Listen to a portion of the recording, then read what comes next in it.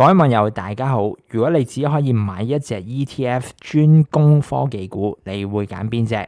好多人第一時間都會答 QQQ ETF， 因為佢入邊基本上就係全世界最強嘅科技公司，包括有 Apple、Microsoft， 仲有近年爆升嘅 Nvidia。聽落好似好簡單，買 QQQ 就等於買未來。但係問題係 QQQ 真係咁完美？點解有人長揸，但有人就輸到懷疑人生？今日呢段片會同大家講清楚，究竟 QQQ 係咩嚟嘅？點解佢會升？又有咩風險呢？你又應唔應該買呢？有冇比 QQQ 更好嘅選擇？具體係點樣買嘅？咁先講最基本 ，QQQ 其實係咩嚟嘅 ？QQQ 全名就叫 Invesco QQQ Trust， 佢本質上係一個 ETF， 即係交易所買賣基金。簡單去講，你買一股 QQQ 唔係買一間公司，而係一次過買咗接近100間美國最大型嘅公司，而佢追蹤嘅就係一個指數叫納斯達克100嘅指數啊。呢個指數有一個特點，佢專門係揀納斯達克入邊最大最具代表性嘅100間公司，但係就唔包括金融嘅股票，所以你會見到成個 QQQ 入邊大部分都係科技股同成長股，例如有 Apple、Microsoft、Amazon 等等嘅，所以你可以咁樣理解啦。QQQ 其實就係一個科技股濃縮版嘅 ETF， 你唔需要自己揀邊間公司，因為市場已經幫你揀咗最強嗰批噶啦。咁問題就嚟啦，點解咁多人會買 QQQ 呢？原因其實好簡單，因為佢集中咗美國最強嘅公司。大家諗下，呢10幾年改變世界最多嘅公司係邊啲啊？智能手機、雲端 AI、SaaS 軟件嘅公司。基本上大部分都係由美國科技公司去帶動嘅，而 QQQ 就係將呢一批公司一次過打包俾你，而且仲有一個好重要嘅機制，就係贏家會自動變大。例如好似 Nvidia 咁，當佢業績爆升、股價大升嘅時候，佢喺 QQQ 入邊嘅比重就自然會增加。相反，有啲公司開始落後，冇咁賺錢，影響力細咗嘅話，就會被剔除。呢個就係點解 QQQ 長期可以跑贏大市嘅原因啦。講到呢度，你可能會覺得咁 QQQ 咪好無敵咯？但係現實係咧，佢升得快，跌起上嚟一樣都可以好急下嘅。咁接下來都同大家分析一下佢有咩好嘅地方啦，都有咩唔好嘅地方。咁先講咗佢嘅優點先。咁點解咁多人都會長揸 QQQ？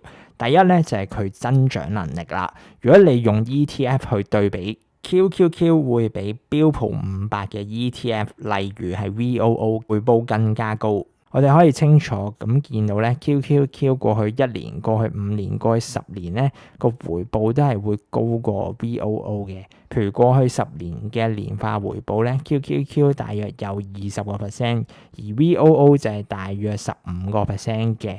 咁點解會咁呢？原因就好簡單嘅，佢集中嘅唔係傳統嘅企業，而係一班不斷創造新需求、新市場嘅科技公司，例如係人工智能、雲端運算、晶片、SaaS 軟件嘅公司啊。所以 QQQ 本質上咧係壓住最強嘅增長股，自然會喺牛市嘅時候 QQQ 會跑得更快。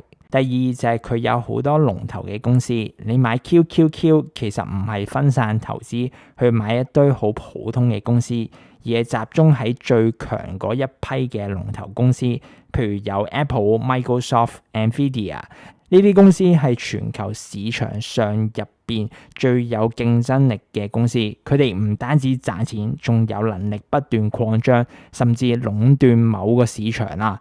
第三係一個好關鍵嘅，但係好多人會忽略咗，就係自動淘汰嘅機制啦。QQQ 追蹤嘅係納斯達克100指數啦，會定期調整入邊嘅成分股，即係話如果有啲公司開始變弱，就會被剔除。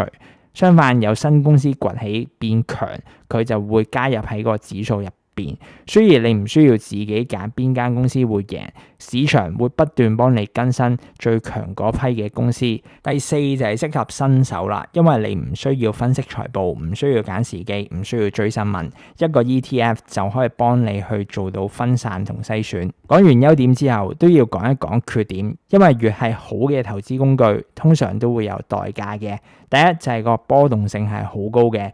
雖然 QQQ 長期係向上嘅，但係過程絕對唔係平穩，尤其當科技股進入調整嘅週期，你可以見到短時間跌幅係可以好大嘅。如果你個心理準備係唔夠咧，好容易喺呢個低位沽咗出去嘅。第二就係集中嘅風險啦。雖然話就話有100間公司啦，但係實際上影響走勢咧，其實都係頭10間嘅巨頭啊，例如係 Nvidia 啊、Apple、Microsoft、Amazon 等等啊。其實大家可以見到咧，頭5大嘅持倉咧，其實都佔咗近30%，而頭10大嘅持倉咧，都大約佔到大約48%㗎。如果佢哋一齊升咧，QQQ 就會好強勢啦。但係如果佢哋一齊回落咧，成個 ETF 都會好受到影響嘅。第三個就係行業偏重嘅問題啦。QQQ 就唔似 VOO 咁啦，其實唔係一個全面市場嘅 ETF， 而係偏重係科技股同埋成長股嘅指數。所以如果市場嗰個偏好唔再喺科技股，例如市場偏好金融股或者防守型嘅股票啊， QQQ 嘅表現就可能會明顯落後噶啦。第四就係估值嘅問題啦。依家科技股普遍估值都係比較高嘅，所以如果市場情緒轉差或者美國嗰個息口上升，而喺估值高嘅時候一跌起上嚟都可以跌得幾金下噶。所以大家可以咁樣理解 QQQ 就唔係保守穩陣嘅投資，而係成長型嘅 ETF。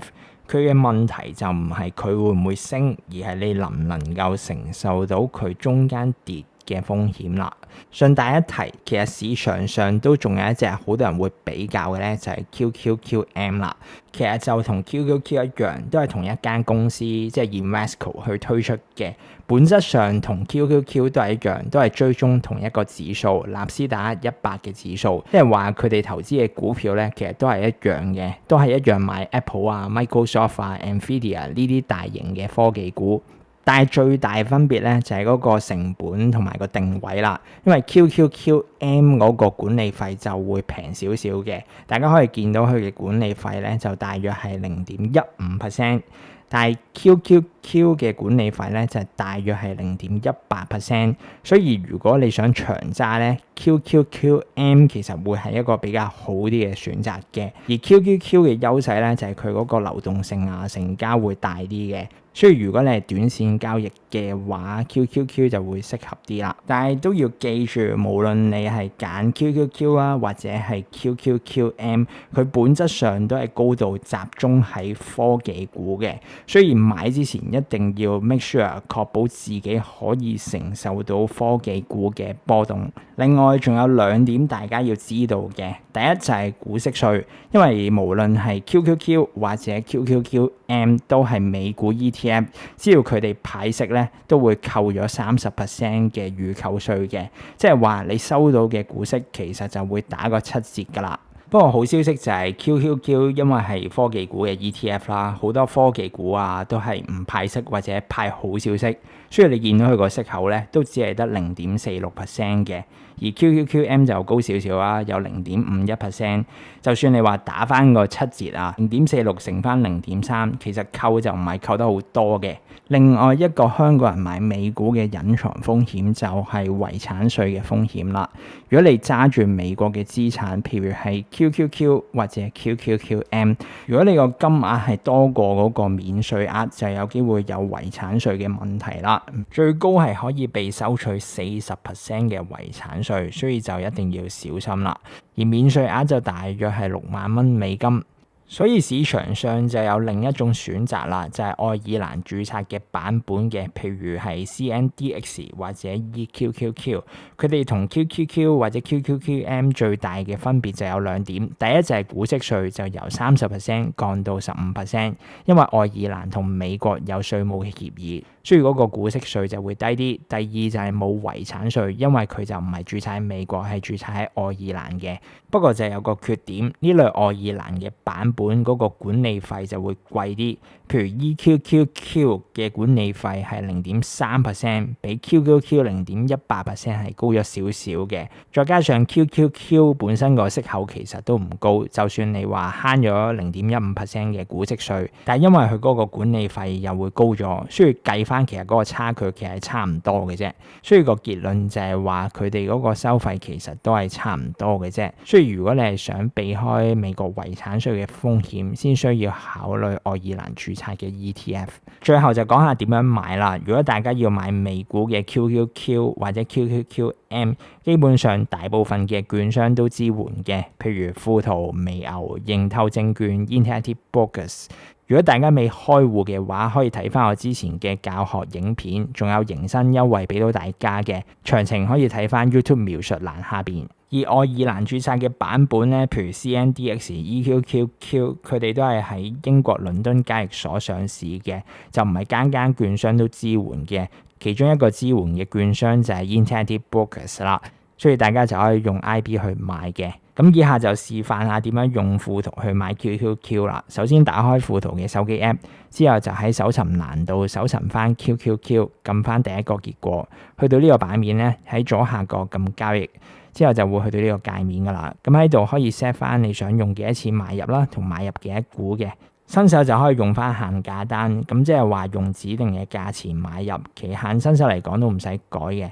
咁當日有效，即係話呢張單係當日有效，聽日就冇效噶啦。咁如果確定冇問題就撳買入，之後佢就會去到一個核對嘅頁面噶啦。你核對完冇問題再撳確認就完成咗落單。